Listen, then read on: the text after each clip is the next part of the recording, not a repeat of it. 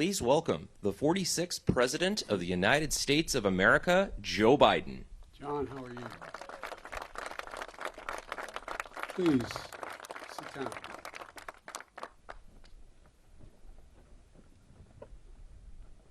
At last, the hour had come. Dawn, 6th of June, 1944. The wind was pounding as it is today, and always has, against these cliffs. 225 American Rangers arrived by ship, jumped into the waves, and stormed the beach. They could see, all they could see was the outline of the shore and the enormity of these cliffs. And I'd like to look, I know I'll get in trouble with the Secret Service if I go to the edge and look over, but think of those cliffs, as my host just showed me. That's what we're standing on top of. They could hear, all they could hear was the crack of bullets hitting ships, sand, rocks, hitting everything. All they knew was time was of the essence. They had only 30 minutes to eliminate the Nazi guns high on this cliff. Guns that could halt the Allied invasion before it even began. But these were American Rangers. They were ready. They ran toward the cliffs, and mines planted on the beach by Field Marshal Rommel exploded around them. But still they kept coming. Gunfire rained above them, but still they kept coming. Nazi grenades thrown from above exploded against the cliffs, but still they kept coming. Within minutes, they reached the base of this cliff. They launched their ladders, their ropes, and grappling hooks, and they began to climb. When the Nazis cut their ladders, the Rangers used the ropes. When the Nazis cut their ropes, the Rangers used their hands. And inch by inch, foot by foot, yard by yard, the Rangers literally clawed their way up this mighty precipice until at last they reached the top. They breached Hitler's Atlantic Wall, and they turned in that one effort the tide of the war that began to save the world. Ladies and gentlemen, yesterday I paid my respects at the American Cemetery just a few miles from here, where many of those Rangers who died taking this cliff are buried. I spoke of what the fallen had done to defend freedom. Today, as I look out at this battlefield and all the bunkers and bomb craters that are still surrounded, one thought comes to mind. My God, how did they do it?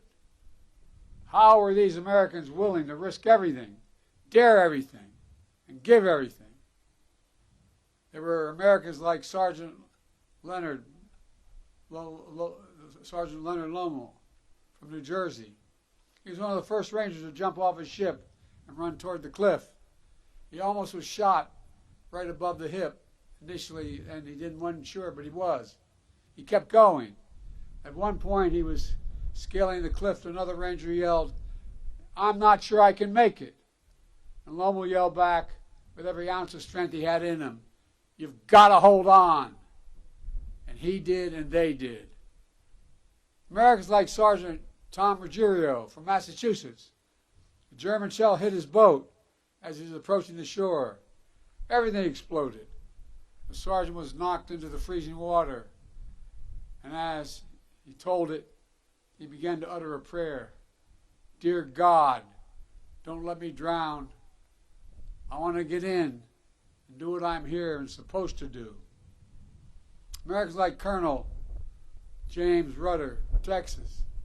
When the military asked for a battalion for this daring mission, he raised his hand and said, "My Rangers can do the job."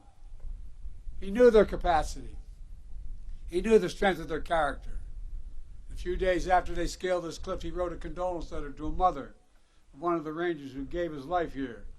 And that letter said, "A country must be great to call for the sacrifice of such men. A country must be great to call for the sacrifice of such men." And Americans like John Wardell from New Jersey. John is here. John We love you, man. Thank you for all you've done.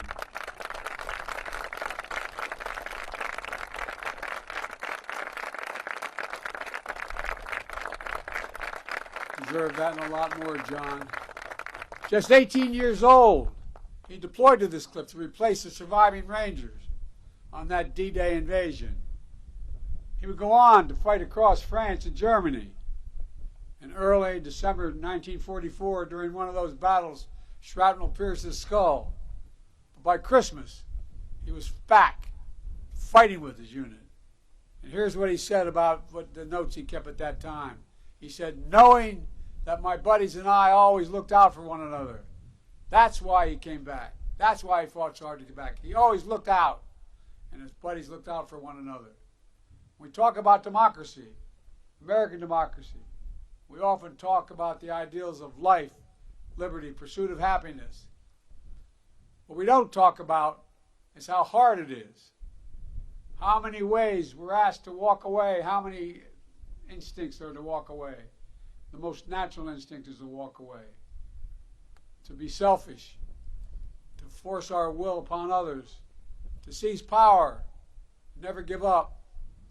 American democracy asks the hardest of things, to believe that we're part of something bigger than ourselves. So democracy begins with each of us. It begins when one person decides there's something more important than themselves. When they decide the person they're serving alongside of is someone to look after. When they decide the mission matters more than their life. When they decide that their country matters more than they do. That's what the Rangers at Point du Hoc did. That's what they decided. That's what every soldier and every Marine who stormed this beaches decided. A feared dictator had conquered a continent, had finally met his match. Because of them, the war turned. They stood against Hitler's aggression. Does anyone doubt that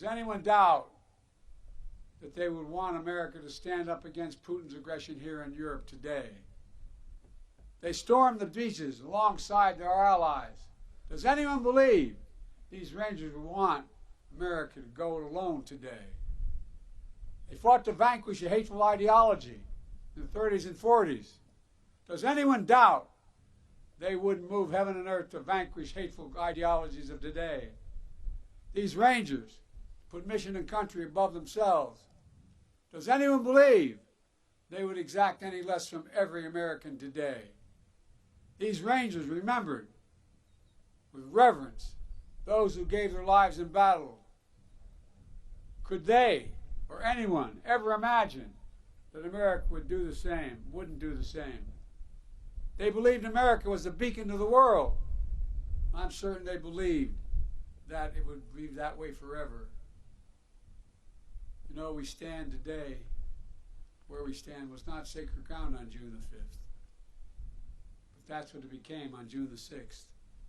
The Rangers who scaled this cliff didn't know they would change the world, but they did. I've long said that history has shown that ordinary Americans can do extraordinary things when challenged. There's no better example of that in the entire world than right here at Pointe du Hoc. Rangers from farms and cities in every part of America, from homes that didn't know wealth and power. They came to a shoreline that none of them would have picked out on a map. They came to a country many of them had never seen, for a people they had never met. But they came. They did their job. They fulfilled their mission. And they did their duty. They were part of something greater than themselves. They were Americans. I stand here today as the first president to come to Pointe du Hoc when none of those 225 brave men who scaled this cliff on D-Day are still alive. None. But I'm here to tell you that with them gone, the wind we hear coming off this ocean will not fade. It will grow louder as we gather here today. It's not just to honor those who showed such remarkable bravery on that day, June 6, 1944. It's to listen to the echoes of their voices, to hear them, because they are summoning us, and they're summoning us now. They ask us, what will we do? They're not asking us to scale these cliffs, but they're asking us to stay true to what America stands for. They're not asking us to give or risk our lives, but they are asking us to care for others in our country more than ourselves. They're not asking us to do their job. They're asking us to do our job, to protect freedom in our time, to defend democracy, to stand up aggression abroad and at home, to be part of something bigger than ourselves. My fellow Americans, I refuse to believe, I simply refuse to believe that America's greatness is a thing of the past. I still believe there's nothing beyond our capacity in America when we act together. We're the fortunate heirs of the legacy of these heroes, those who scaled the cliffs of Pointe du Hoc.